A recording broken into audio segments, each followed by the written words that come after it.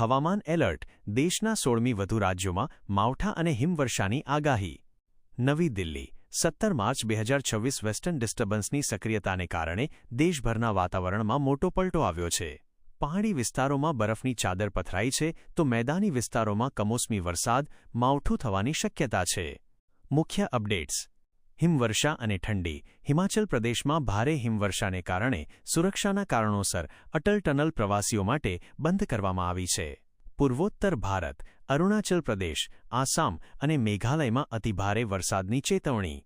નાગાલેન્ડ, મણિપુર, મિઝોરમ અને ત્રિપુરામાં વીજળીના કડાકા સાથે વાવાઝોડાની શક્યતા.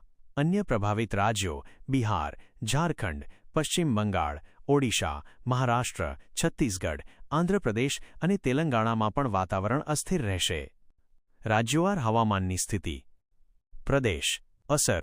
સાવચેતી. પહાડી રાજ્યો ભારે હિમવર્ષા, પ્રવાસ ટાળવો, વહીવટી સૂચના પાળવી. પૂર્વોત્તર રાજ્યો અતિભારે વરસાદ અને વાવાઝોડું, વીજળીથી બચવા સુરક્ષિત સ્થળે રહેવું. મેદાની અને દક્ષિણ ભારત હળવો વરસાદ અને પવન, ખેતીના પાકને સુરક્ષિત રાખવો.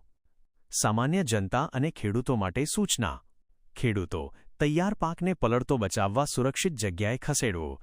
પ્રવાસીઓ પહાડી વિસ્તારોમાં મુસાફરી કરતા પહેલા સ્થાનિક હવામાન અને રસ્તાની સ્થિતિ જાણી લેવી. સુરક્ષા. ગાજવીજ વખતે ખુલ્લા મેદાન કે ઝાડ નીચે ઊભા ન રહેવું.